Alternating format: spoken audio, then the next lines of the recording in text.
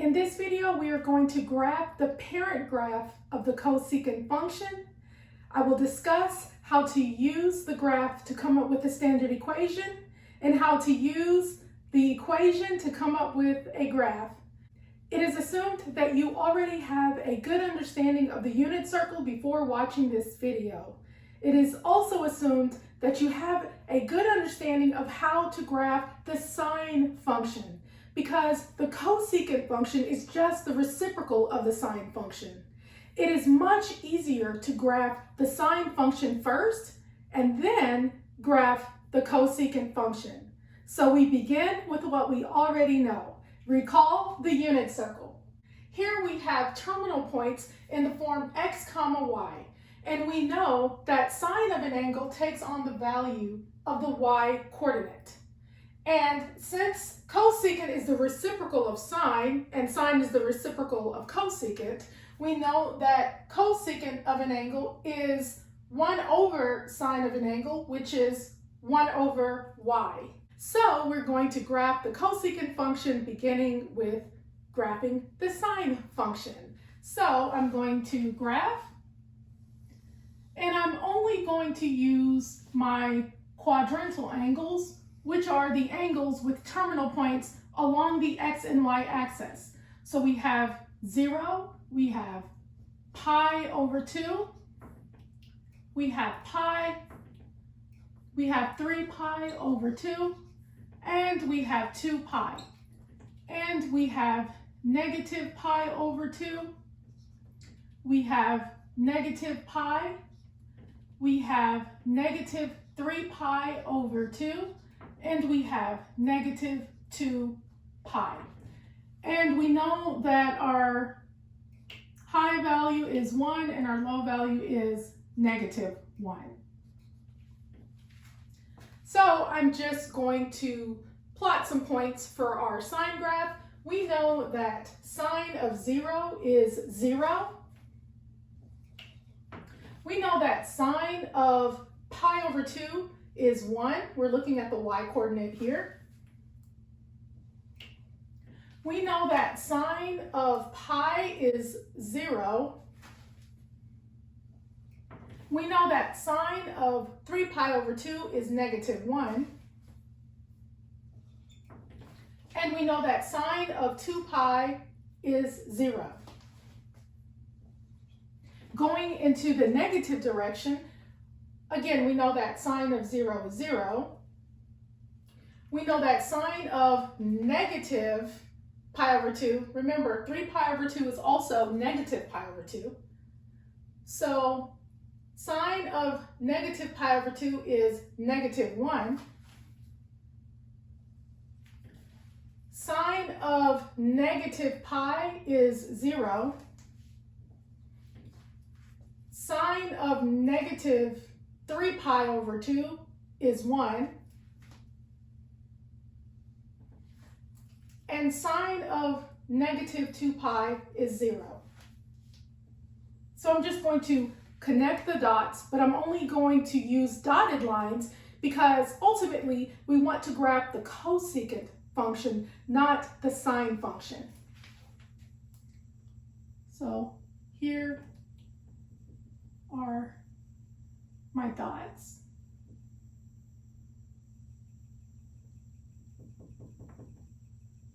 Just like that.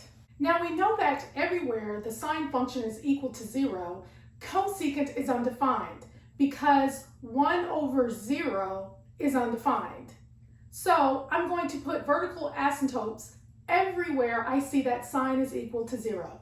So sine is equal to 0 here, so I'm going to put vertical asymptotes here. Sine is equal to 0 here. Sine is equal to 0 here. Sine is equal to 0 at negative pi. And sine is equal to 0 at negative 2 pi. And we also know that everywhere that sine is equal to 1 and negative 1, cosecant is also equal to 1 and negative 1, because 1 over 1 is 1 and 1 over negative 1 is negative 1. So I'm going to put points everywhere that sine is equal to 1 or -1. So I'm just going to bold these points here. So here, here, and here. Now for the final graph of cosecant, we simply draw away from the graph of sine and towards the asymptotes. So I'm going to draw away and towards the asymptotes here. Grab a max value of sine and draw away and towards the asymptotes. Here is a min value of sine, draw away and towards the asymptotes. And here's a max value of sine, draw away and towards the asymptotes. And here you have the graph of the cosecant function. So here we have y is equal to CSC of x. Now the dotted lines are not part of the graph of the cosecant function. We only use them as a guiding tool to help us get the shape of the graph. So after you graph the cosecant function, you can simply remove all of the dotted lines. Now we are ready to read the graph. Note that the range of the cosecant function is from -infinity to -1 and from 1 to infinity.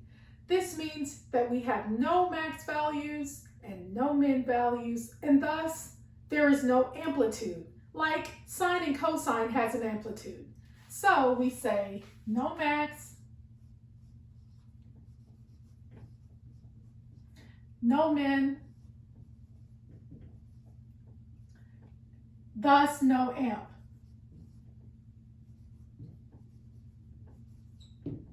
Next, let us observe where the graph of sine and cosecant coincide.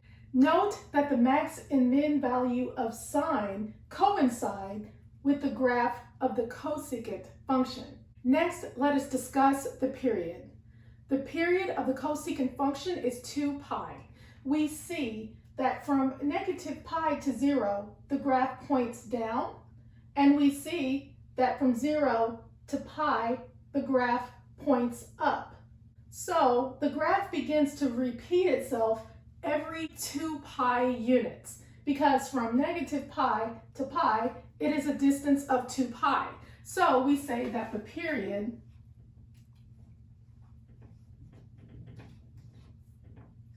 is 2 pi.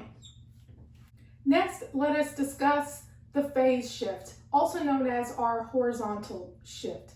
The phase shift tells us whether the graph is going to shift to the right or to the left. It is much easier to observe the sine graph when looking for the phase shift. We see that the sine graph begins at 0, so we say that the phase shift is 0.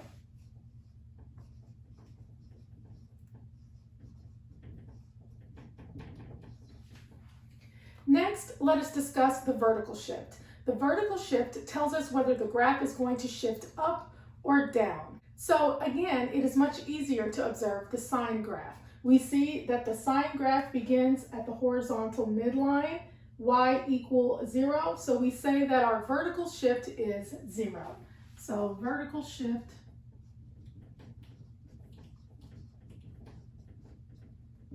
is 0.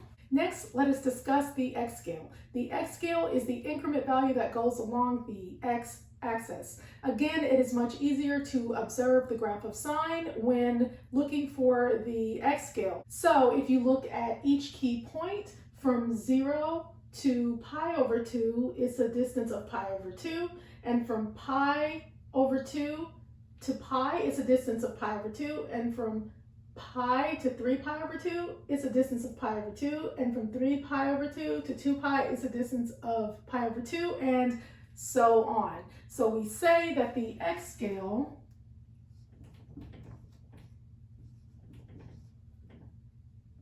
is pi over 2. Now we are ready to discuss the standard equation of the cosecant function. The standard equation is as follows. Y is equal to A CSC of B x minus C plus D. And if we were to write our original equation and line it up with the standard equation, it would look like this. Y is equal to 1, CSC of 1, x minus 0 plus 0. Now, let's say that you have no information about the graph. You are only given the standard equation and you want to come up with the graph.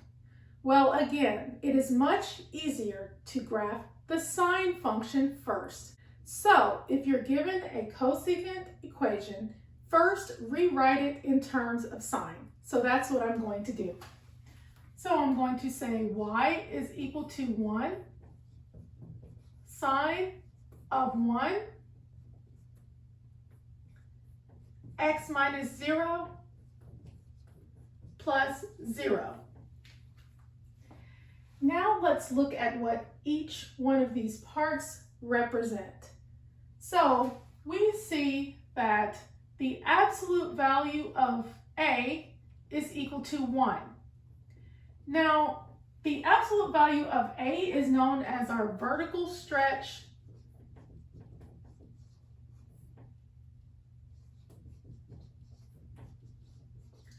/ compress.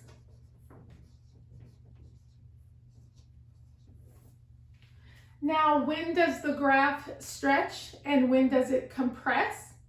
If the absolute value of A is greater than 0 but less than 1, the graph will compress vertically. If the absolute value of A is greater than 1, the graph will stretch vertically.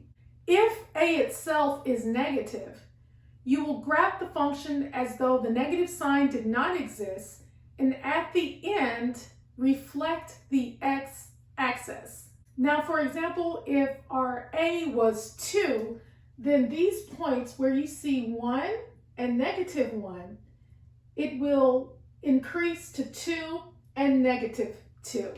Now let us look at B. So our B, or the absolute value of B, is also equal to 1. And this is known as our horizontal stretch / compress. When does the graph stretch and when does it compress horizontally? If the absolute value of B is greater than 0 but less than 1, the graph will stretch horizontally. If the absolute value of B is greater than 1, the graph will compress horizontally. Notice that it behaves in the opposite manner of A. If B itself is less than 0, you will simply graph the function as though the negative sign did not exist, and then at the end reflect the y-axis. Or even easier, you can use the fact that sine and cosecant is an odd function. This means that I can simply take the negative sign from within the function and pull it out, and then reflect the x-axis at the end. Odd functions are symmetric about the origin. This means that when you are reflecting about the y-axis, you are also reflecting about the x-axis. Since sine is an odd function, cosecant is also an odd function, because the reciprocal of an odd function is an odd function. B is also related to the period by the following formula. Period is equal to 2 pi over the absolute value of B, and our B is 1, so this will be equal to 2 pi over the absolute value of 1, which is equal to 2 pi. We see that we have 2 pi when reading it from an equation, and we also have 2 pi when reading it from a graph. Now let us look at C. Our C is equal to 0. And our C is related to the phase shift. Here we see that the phase shift is 0 when reading it from an equation, and we also see that the phase shift is 0 when reading it from a graph. Now let us look at D. D is also equal to 0, and it is known as our vertical shift.